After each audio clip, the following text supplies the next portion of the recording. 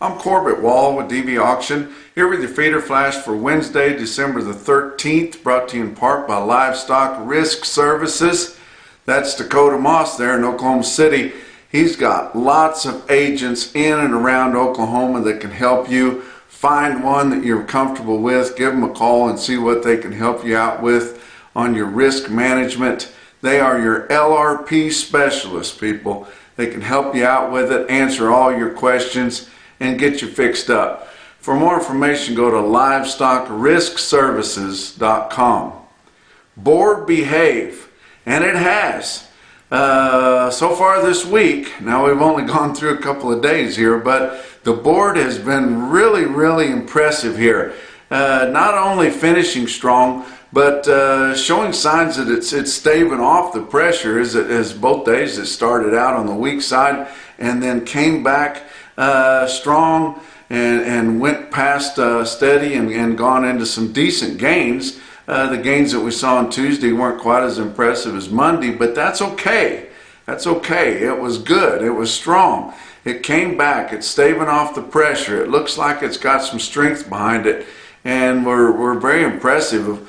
We're impressed with what's happened with the board here so far this week. Maybe we've got all that negativity flushed out of the board, and it'll just kind of hold in here strong and steady here from now until the Christmas break, and that would be excellent, better than what we really hoped for here a few days ago.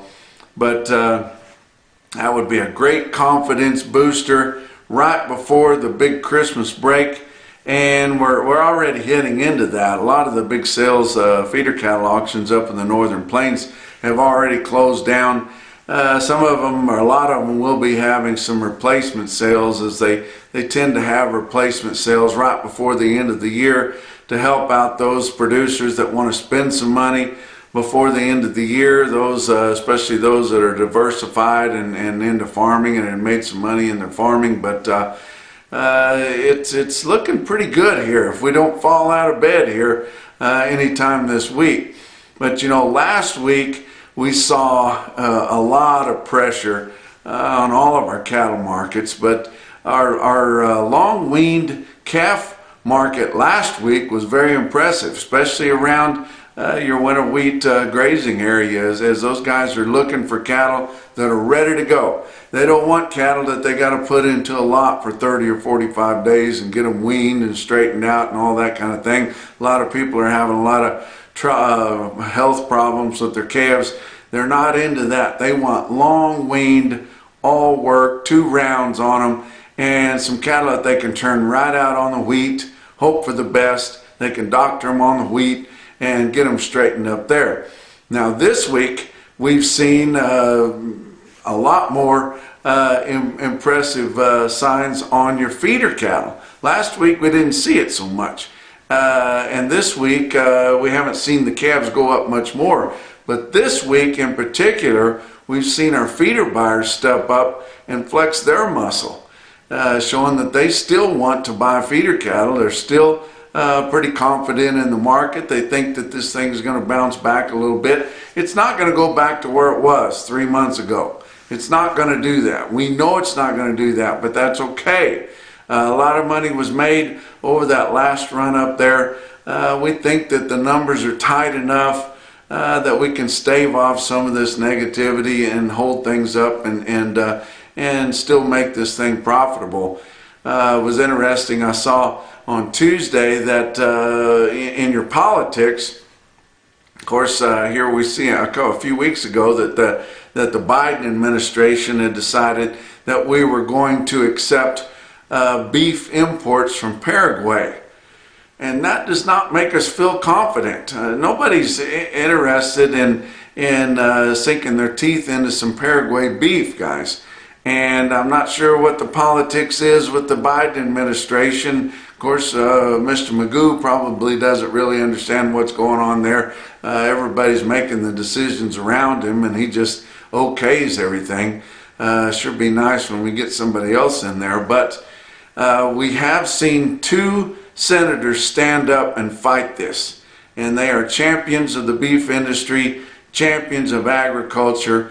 They are Democrat and Republican. We've got John Tester out of Montana. He's a Democrat, but kind of old school Democrat. And then we've got Mike Rounds in South Dakota. He's a Republican.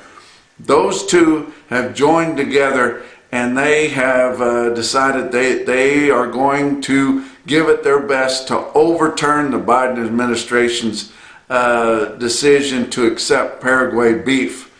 And Paraguay has a history of foot and mouth disease.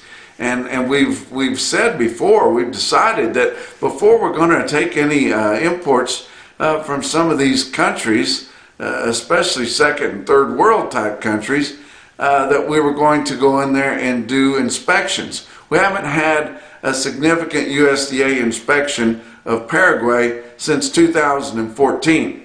Why we decided to come in here and start accepting their beef, I don't know.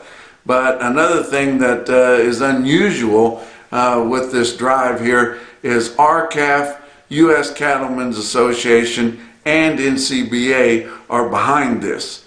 So we've got all the fighters in the game. Everybody that's behind your cattle business, behind your politics and in the cattle business, and behind policy for positive in your beef business are on the right side here, and hopefully they will be able to stave that off and get that Paraguay beef shipment stopped. Let's talk about your board on Tuesday. December live cattle futures up 72 cents at 167.70.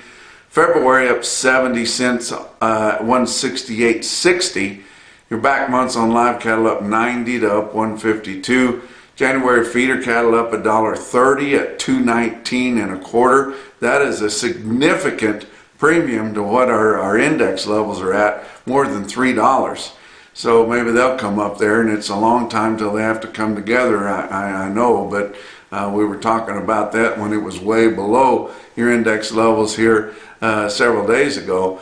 But March feeder cattle up $1 at 219.60. Your back months on feeder cattle up 122 to up 170.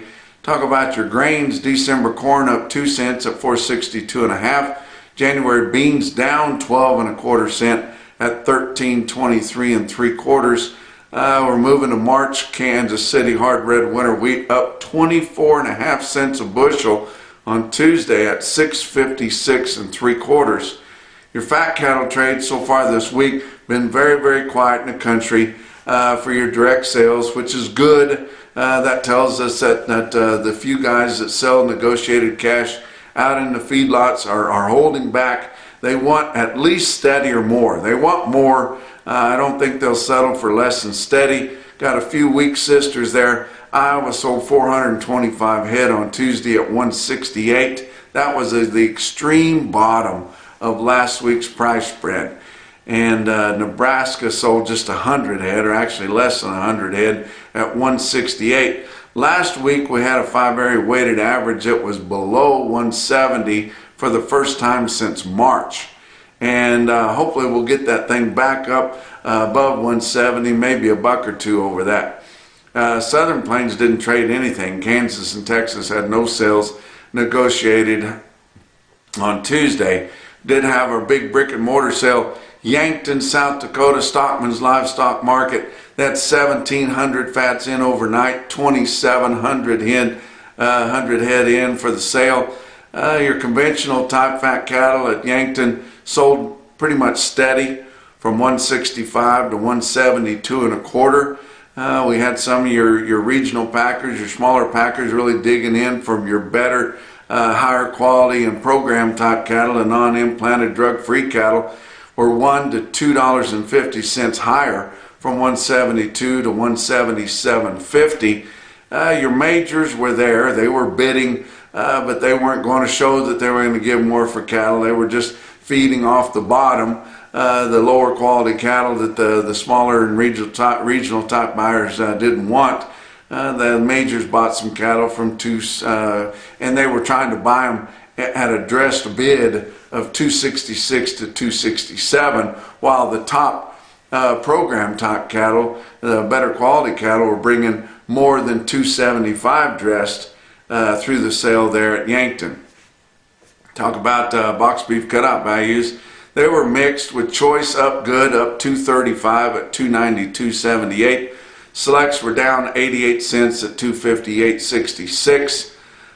Your slaughter is running pretty aggressive here. We're looking for a big slaughter. They need product, guys. They hate to tip their hand by turning up the chain speeds, but the fact is they need the product. They've been moving a lot of it here. Got a lot of holiday celebrations here. We've got a lot of Christmas parties and things like that. They typically feature beef, but up through the first 2 days of this week, 253,000 was the estimated slaughter. That's 2,000 more than last week, 7,000 more than the same week a year ago, and we're looking for the biggest slaughter this week that we've had since June, which would be a positive sign there.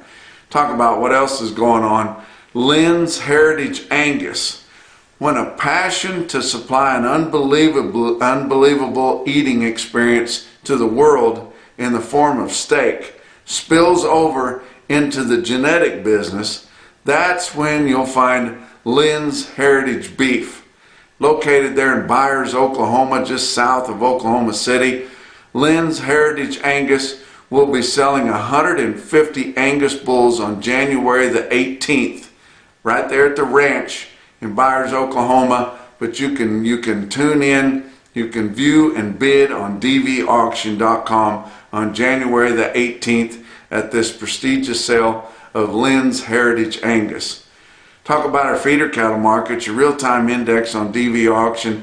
That's based on your 800-pound steer up through your middle 12 states. That's a cash auction steer with DVAuction information there.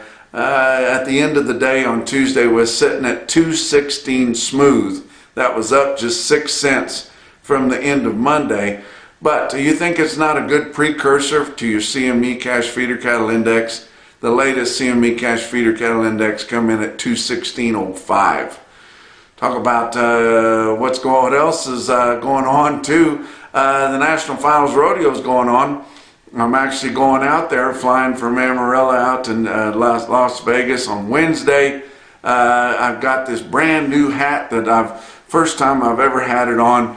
I'm a sponsor now for American Hat Company there, Stan Redding. He sent me this hat, and this is the finest thing that I've ever had on my head. I had to get it kind of recreased to get ready to go. First time I've worn it, but it's a 500X, 100% beaver, no blend there. And if you want, a first-class hat, get a hold of them at American Hat Company, and they will fix you up. They've got a double header coming up here today on Wednesday. They got a rodeo going on at 10 o'clock in the morning, and then they're going to have another one at 7:45 at night because they didn't have one because of the nut that shot up UNLV there, and so they, out of respect for those victims there, they didn't have the first performance there, but they're going to make it up here today or in the morning on Wednesday, and then have their regular performance there on Wednesday night. I'll be going to the Thursday and Friday performance. If you guys see me out there at the rodeo, stop me and holler at me. Tell me you're a Feeder Flash gang member. Make my girlfriend think I'm a big deal. Let's talk about your big sales on Tuesday. Ozarks Regional Stockyard, West Plains, Missouri, had 2,500 head through the ring. Another 950 head through their in-house video they do with help from DVAuction. The market through the ring was unevenly steady, with good market reporting from my buddy Tony Hancock there. He's the boss of Missouri Department of Agriculture Market News Service there. Said the quality was very average, mostly small bunches, and that would be very susceptible to a lower market, but he said it still was pretty much steady there. Now I'm going to tell you about a sale. I thought we blew the roof off of Beaver County Stockyard Sale Barn on Saturday at the bread cow and heifer sale there. But this sale, the feeder sale, just a regular cattle sale, but they had mostly feeders there on Tuesday. My goodness. I mean, the top quotes that we saw anywhere in the United States happened in no man's land on Beaver River, right there at Beaver County Stockyards there. and it is your National Beef Wire stick out sale of the day. They had 5,700 feeders come through the sale there in rural Oklahoma Panhandle. I tell you, it's in the middle of nowhere, but it's not very far to anywhere, and I stand by that. But look at some of these quotes out of Beaver County stockyards. That 576 head of 5-weight steers in Beaver, they averaged 553 with a weighted average price of $268.73. 658 head of 6-weight steer calves averaged $648. There would have been a few mixed grays and yearlings in there that helped them out a little bit, but the weighted average price was $255.94. Now look at the 8-weights. I told you they'd have 1,200 8-weight yearling steers, and you guys kind of rolled your eyes. They had 1,213 head of 8-weight yearling steers in Beaver, Oklahoma that averaged $858 with a weighted average price of $223.55 on all of them, guys, weighing from 8 all the way to 900 pounds. On the average there, weighing over 8.5, it's $7.50 higher than your index levels. How about the heifers? Your best tested weights of heifers was 553 head of 5-weight heifer calves. They averaged 544 with a weighted average price of $236.20. Now I'm going to give you some individual quotes from all around. How about Lolly Brothers Livestock Market right there in beautiful downtown Macon, Missouri? They sell 63 steers, weigh 899 or 900 pounds at $224.75. You didn't think we'd get back there. I really didn't either. How about a market that's out east? And, last week we struggled to get $2 for heavy 8-weights and 9-weight cattle all over the United States. But at Knoxville Livestock Auction Center in Mascot, Tennessee, they sell 123 steers through the ring there, weighed 905 and bring $201.85. Very impressive. How about Huron Continental Marketing in Huron, South Dakota? They sell 64 steers, weigh 718 at $253. But the most impressive quote that I saw anywhere on Tuesday in your Macrocin, no BS, top quote for the day, of course, come out of Beaver. It was our hottest sale by far in the whole United States. They sold 71 steers, weighed 651 at $272.25, but they had a bigger one than that. 58 steers, weighed 861 and bring $237. Beaver County stockyards. That's $21 over your real-time index and your CME index, plus another 61 pounds. And that's your feeder flash for Wednesday.